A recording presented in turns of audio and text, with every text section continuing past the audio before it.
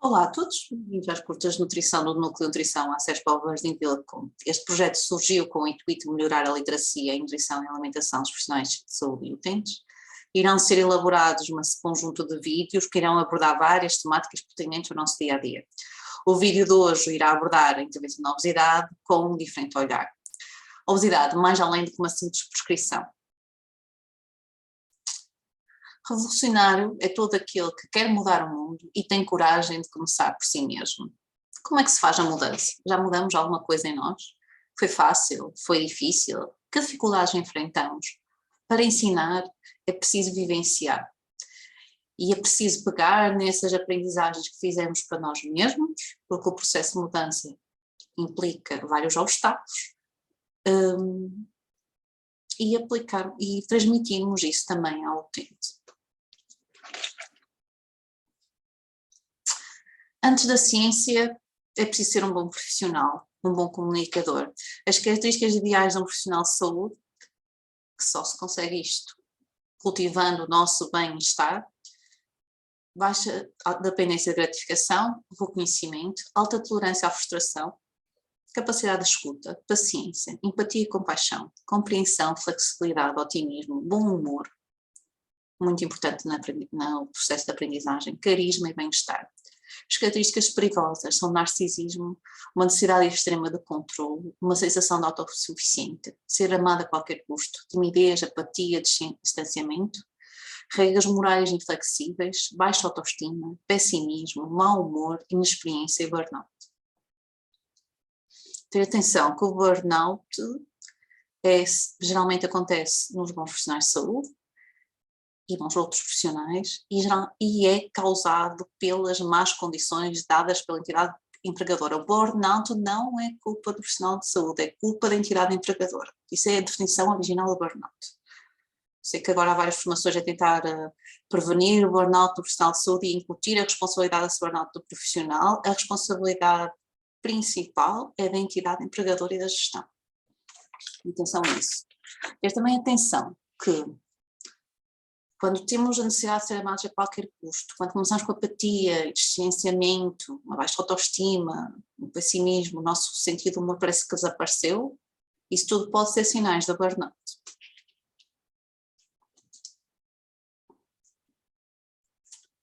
A mudança implica aprendizagem. Todo o ato de aprendizagem requer vontade para sofrer uma ferida na autoestima. Assim, as crianças pequenas, antes de estarem conscientes da sua importância como indivíduo, aprendem facilmente. E os adultos, especialmente se vaidosos e egocêntricos, não conseguem nunca aprender.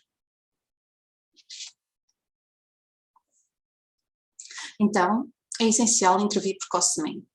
Intervir quando o peso começa a aumentar entre cerca de 1 kg por mês, que dá cerca de 10 kg ao final de um ano, ou pouco mais. Parece que não é muito, mas se o utente aumentou esse peso e não consegue perder, deve ser encaminhado, ou deve ser fornecida alguma ajuda. A probabilidade de uma pessoa com obesidade grau voltar a ter um peso normal é extremamente baixa. 1 para 210 nos homens e 1 para 124 nas mulheres, ou seja, a taxa de sucesso é inferior a 1%. Nós temos que intervir antes de chegar aqui, e para intervir é preciso registar e monitorizar. E o peso é muitas vezes relegado para segundo lugar, ou terceiro, ou quarto, ou quinto, ou nenhum lugar, numa panóplia de procedimentos que são exigidos no dia-a-dia dos médicos e outros profissionais de saúde.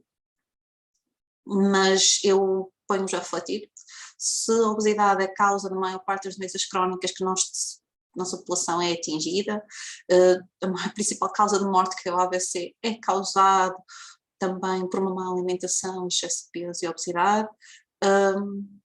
Porque é que não fazemos este registro mais frequentemente e intervimos de forma mais atempada?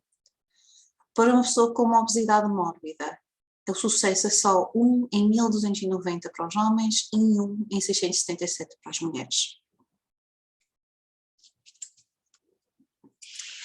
É importante não se negar o acesso aos cuidados de saúde do utente, não transmitir uma falta de impressão que temos uma lista de utentes e de espera de muito tempo. O Serviço de Nutrição, neste acesso, tem uma lista de espera que oscila entre os 2 e 4 meses no máximo. Neste momento estamos com 2, 2,5, tendo em conta os nossos períodos de férias. Vejo muitos utentes que dizem que pediram várias vezes ao médico para serem encaminhados e nunca o foram, isto no decorrer de 2, 3, 4, 5 anos e sempre aumentar de peso. Por favor, escutem e encaminhem. Não basta dizer ao doente, coma menos, mexa-se mais, fecha a boca. Existe um processo muito mais importante por trás e que vamos também vê-lo com outros olhos e também aprender o que abordar, não só neste vídeo, mas também noutros que se seguem.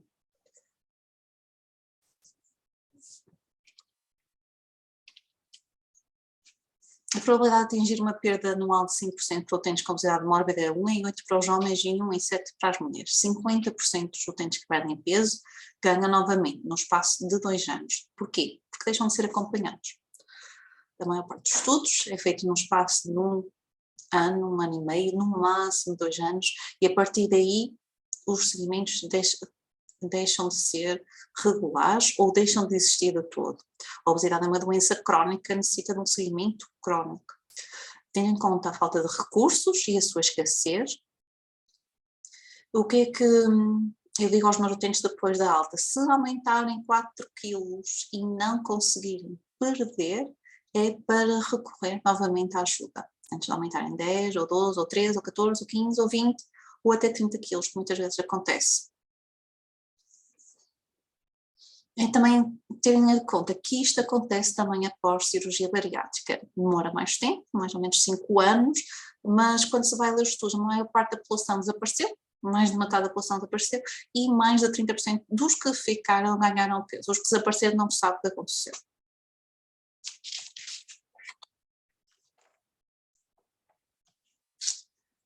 É importante, antes de encaminhar, perceber qual é o motivo da perda de peso do utente. O objetivo da perda de peso é a saúde?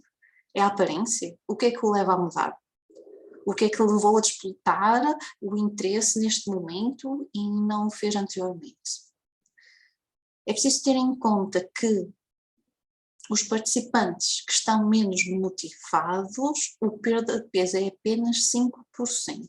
E também, quando essa motivação se baseia apenas na aparência, os resultados são negativos. Os utentes desistem e não chegam aos seus objetivos.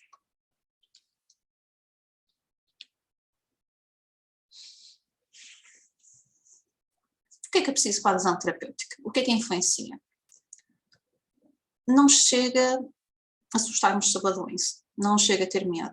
O que mostra, por exemplo, os dados estatísticos dos fundos canadianos é que 75% com o diagnóstico recente de doença cardíaca, 108% com diagnóstico de cancro, 74% com AVC e 96% com doenças respiratórias continuam a fumar.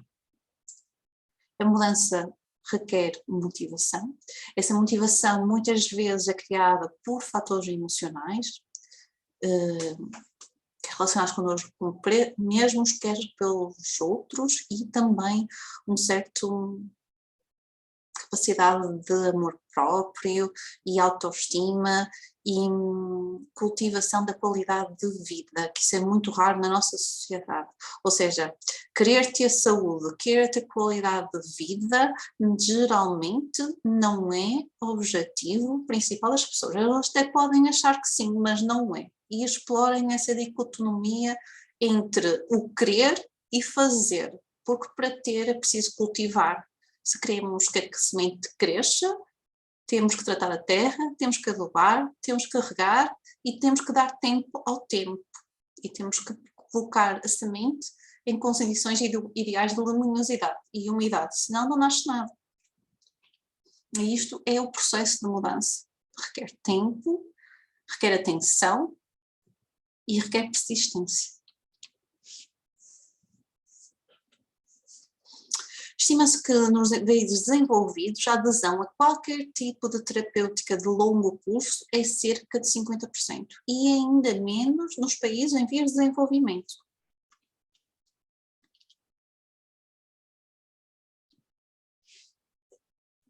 Existem vários fatores a influenciar a parte da mudança, desde fatores relacionados com o doente, a fatores relacionados com o sistema de saúde, um sistema de saúde que não permite consultas regulares nas doenças crónicas e que são doenças que requerem mudanças dos hábitos. Essa mudança requer aprendizagens, as aprendizagens requerem reforço. Um sistema de saúde que não permite isso não é um bom sistema de saúde. Um sistema de saúde que está a tratar de doenças crónicas que se baseia apenas na prescrição e não em ensinos, e ter em conta o tempo que é necessário para os ensinos, desde a primeira aula à repetição e a correção do erro, não é um bom sistema de saúde. E se olharmos para trás, nós, para aprendermos uma língua nova, para aprendermos matemática, para aprendermos português, precisamos de muitas aulas, fizemos muitos erros e fomos rever muitas vezes a mesma matéria. Fazemos isso nos nossos cuidados de saúde, com os nossos utentes? Damos a mesma insistência que se dá num processo escolar de aprendizagem? Será assim tão diferente aquilo que nós temos para ensinar do que aquilo que nos ensinam na escola? Pensem nisso. Fatores relacionados com os doentes que vão influenciar a nossa adesão terapêutica. O esquecimento, o stress psicossocial, a ansiedade sobre possíveis efeitos adversos, se eu perco peso ficam peles, ficam rugas na cara, convém desmistificar isto, convém fazê-los refletir entre a importância da aparência física e a importância da saúde, e também explicar-lhes que existem recursos, que quando atingirem os objetivos, que é uma São Paulo 27, num sistema público que tratam da parte das peles e que ficam pendentes, e isso é resolvido mais ou menos atempadamente. Tem que ter uma São Paulo 27, senão não aceito na plástica. A baixa motivação, e é importante perceber porque é que o utente tem baixa motivação, vamos ver isso mais à frente. Um conhecimento inadequado, crenças negativas sobre a eficácia do tratamento e não aceitação da doença.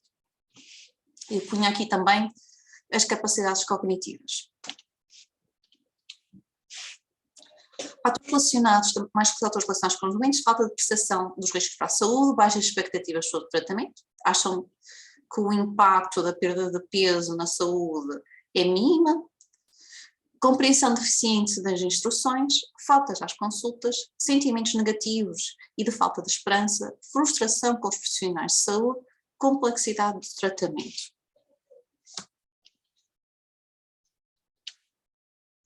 Fatores relacionados com a equipa de saúde, falta de conhecimento sobre a adesão e como é que se melhora este processo, falta de ferramentas clínicas que permitam aos profissionais de saúde avaliar e intervir em problemas de adesão. Isto não é ensinado na faculdade. Falta de ferramentas comportamentais que ajudam os doentes a desenvolver comportamentos de saúde adequados. Comunicação subótima entre profissionais de saúde e profissionais de saúde entre eles e com o utente. E a comunicação é uma cadeira semestral. Num curso como eu foi de 5 anos, agora é de 4, um curso de 5 anos que é medicina, não sei se tem, alguns acho que tem comunicação clínica. Se quisermos saber mais, temos que pagar no nosso bolso, e esta comunicação é um processo focal na aprendizagem e na mudança de hábitos. Os influencers, quer nos amamos ou odiemos, são uns ótimos comunicadores e convém aprender também com eles, porque existem técnicas que são utilizadas para transmitir mensagens de maneira a agarrar a atenção do utente. E na adequação do sistema de saúde ao tratamento dos doentes crónicos, como é que eu disse, o tratamento dos doentes crónicos implica mudanças de hábitos, as mudanças de hábitos implicam motivação e aprendizagens, e o sistema de saúde não tem em conta em nada o tempo que requer o processo de aprendizagem adequado. E continuamos a trabalhar na base prescritiva e não educativa. Essa frase é minha, não é do documento.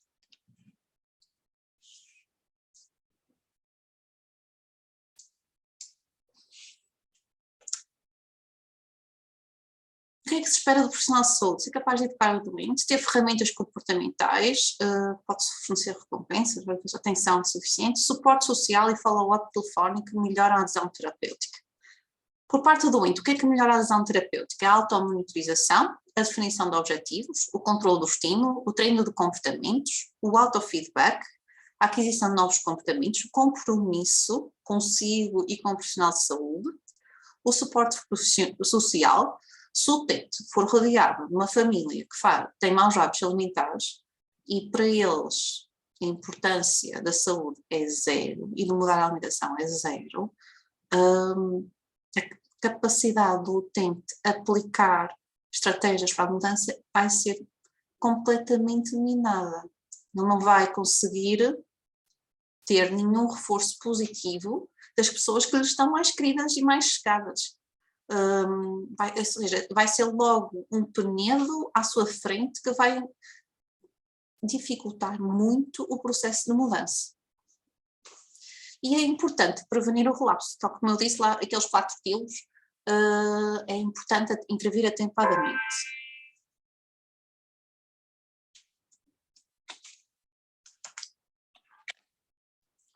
Ter em conta que o processo de mudança é um processo de aprendizagem longo, requer tempo, esforço, motivação de ambas as partes.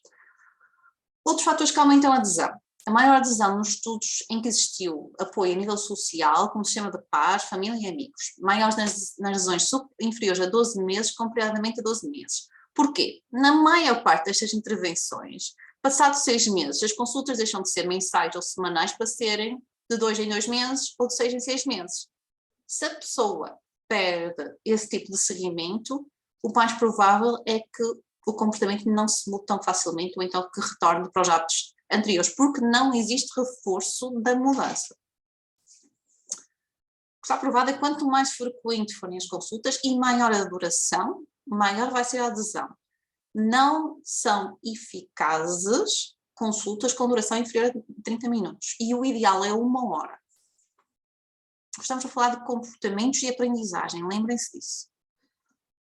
Menor adesão nos programas que utilizam apenas automonitorização, 41,5, comparadamente aos programas que utilizam supervisão. O ideal é utilizarmos estes dois.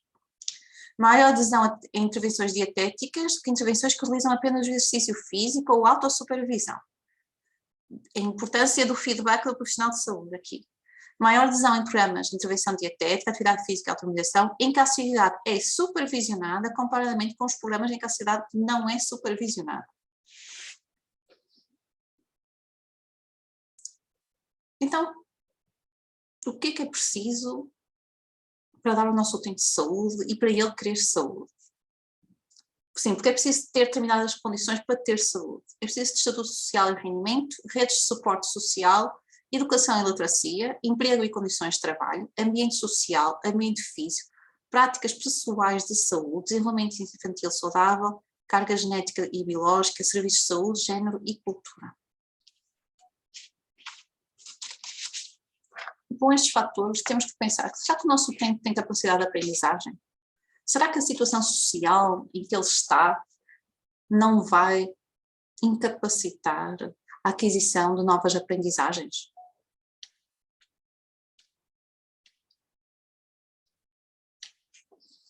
É preciso ter condições para a aprendizagem. Tenham em conta as necessidades básicas, quando não são asseguradas, quando o doente não tem alimento regular, não tem uma moradia estável, não consegue pagar a renda, não tem segurança no emprego, não esperem que ele tenha capacidade para solução de problemas. E esta capacidade é necessária para um processo de aprendizagem, ok? E de mudança de hábitos. É necessário que isto seja assegurado para isto surgir. Está bem? Isto é a pirâmide de Maslow.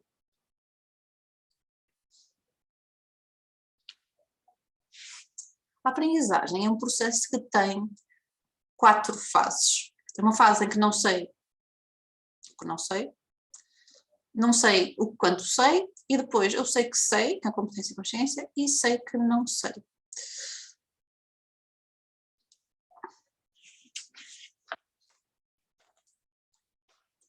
O que podem interferir na nossa capacidade de educarmos os doentes? Será que temos em conta estes fatores todos?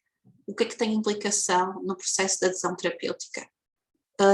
Será que estamos a olhar o utente com os olhos de olhar, a ver as situações todas que o englobam e no seu contexto laboral, familiar, ambiental, social? Será que nós preocupamos com esses fatores todos? Ou só vemos a pessoa obesa à nossa frente e com uma pessoa preguiçosa que não consegue controlar a alimentação?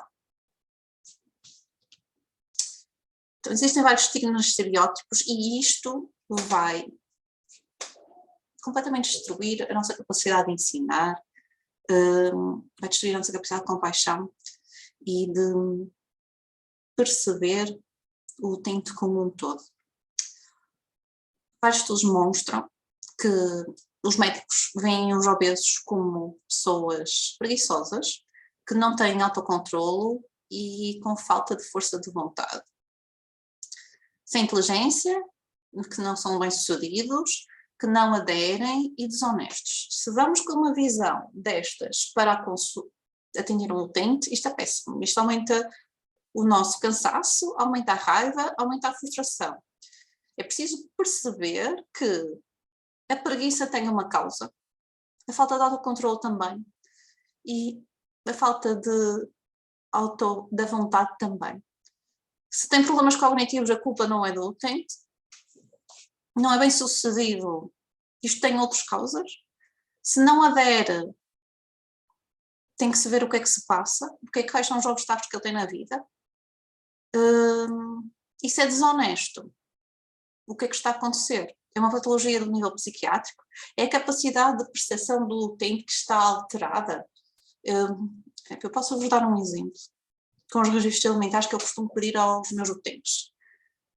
Eu até aos dias de hoje, e eu seguramente vi mais de 4.000 utentes, só tive 3 registros, não, 3 registros em que claramente os utentes mentiram, ok? Acho que não percepcionaram, mentiram, não sei se voluntária ou involuntariamente, eles registaram 600 calorias em termos de alimentos, 600 a 800 por dia, que é incompatível com mais de 130 quilos. O que é que pode acontecer aqui? Incapacidade de percepcionar que estão a ir várias vezes ao frigorífico ou aos armários para comer, o cérebro não processa essa informação e logo não vai registar. Uma incapacidade também de estimar as porções, ou seja, de olhar para o prato e percepcionar de facto aquilo que está. E posso dizer que nenhum pesou com a balança aquilo que estava a fazer. Ou seja, aqui há uma aversão e um trauma da balança e acham que esse instrumento é mau e que não é útil quando o é, porque não podemos corrigir os erros se não sabemos o que é a dose certa.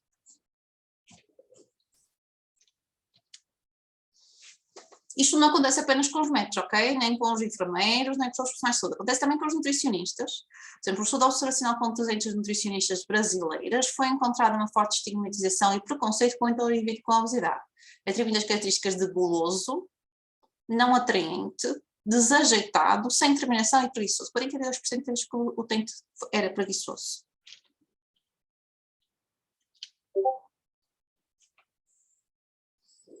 Então, como é pensar, será que o utente tem capacidade cognitiva para a mudança? Tem capacidade de memorizar? Tem capacidade de refletir nas suas ações?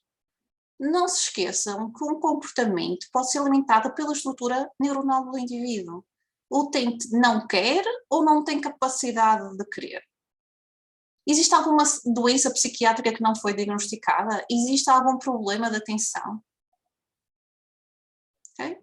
Ou existe alguma estrutura, pode estar a estrutura cerebral dele, pode não capacitar para a mudança, pode ter uma baixa capacidade de retenção de informação, uma baixa capacidade de aprendizagem. Isso é culpa do utente ou é da estrutura cerebral? Nós temos, para as crianças, na escola, professores de ensino especial quando têm dificuldades de aprendizagem. Não os estigmatizamos e damos os recursos necessários. Nós fazemos isso com os nossos utentes.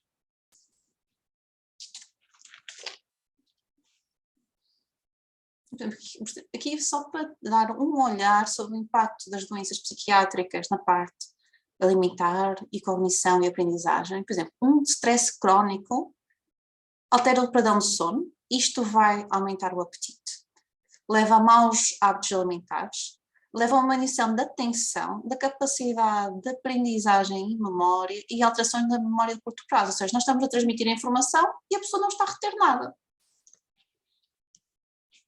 A depressão aumenta as dificuldades da memória e a capacidade de pensar, aumenta a indecisão e diminui a concentração. Alteração dos padrões de sono, alteração dos padrões alimentares e alterações do peso. Por exemplo, aqui em vários estudos encontrou-se que uma associação entre doenças traumáticas e stress pós-traumático com obesidade em 85% a 86% dos estudos. E numa parte dos estudos com doença, com ingestão alimentar compulsiva, cerca de 90% destes utentes tinham trauma associado. Esta história é retirada, vocês perguntam isto aos vossos utentes. É que a maior parte dos meus utentes vem sem qualquer informação da parte comportamental e da parte psicológica. E quando eu vou retirar a história, de facto, há muito para contar e há muito que dizer. Então, é preciso olharmos para o utente e pensar. Isto o utente é capaz de ler um plano alimentar? Tem capacidade de compreensão? Tenham em conta com plano e que é isso que o utente quer, porque muitas vezes quer fazer uma educação alimentar por passos e lenta e o utente quer levar o plano alimentar, 99%. Nem que eu explique que tem vantagem, ser mais progressivo e lento, o utente não, quer a solução para onde e quer o plano. O plano são 2 páginas com equivalências, com pesos e que o utente tem que ser capaz de perceber e utilizar isto. Eu não tenho cozinha experimental para o ensinar a fazer isto de maneira prática. Este utente é capaz de implementar um plano, é capaz de pesar, ver as porções, organizar as refeições, tem a capacidade de memória e capacidade executória a 100%. Ele é capaz de fazer um registro alimentar, porque sem registro não conseguimos analisar os hábitos. Isto é preciso capacidade de memória e execução. E depois também olharmos para nós. Existe sempre o mito do doente desmotivado, que não quer fazer nada, e como já vimos, esse não querer fazer nada pode ter muitas causas, mas também é preciso olhar para nós. Como é que nós estamos? Estamos desmotivados? Estamos a morrer? Que nem parece que estamos a falar e que estamos a ser uma bruta seca, que é a mesma palavra? Ou estamos a dar alento e motivação, estamos interessados no utente. Queremos que o utente saia pela porta fora, porque estamos cansados e não queremos ouvir mais ninguém naquele dia, porque já ouvimos 20 utentes. Ou estamos centrados no momento e presentes e com atenção às palavras que ele nos quer transmitir. Como falamos, como estamos com os outros e connosco mesmo, vai influenciar a capacidade do utente mudar. E é preciso ter em conta que os doentes espelham aquilo que nós somos também. O utente adere melhor a mudanças de hábitos alimentares e exercício quando o próprio profissional de saúde o faz. Se o profissional de saúde não trata da sua saúde, geralmente os utentes também não tratam das deles. E isso está evidenciado em várias publicações. Pois também é importante, quando estamos a trabalhar a motivação, a capacidade de adesão, gerir as expectativas. Como eu disse, há bocadinho em relação ao plano, as pessoas querem tudo muito rápido, querem as coisas para ontem, querem já, eu vou perder 20 quilos em 10 meses. Eles não aumentaram 20 quilos em 10 meses, demoraram muitos anos a chegar lá. Claro que agora com a pandemia, com o stress, ingestões compulsivas, já às vezes 20 quilos em 10 meses. Mas não são os casos mais frequentes, está bem? E é importante refletir, e isto para sermos bons profissionais. Sinto-me confortável a trabalhar com os indivíduos obesos, se não sinto, o que é que isso diz de mim? O que é que diz da minha personalidade? O que é que se passa comigo para eu não estar à vontade com esses utentes? Sou sensível às suas necessidades?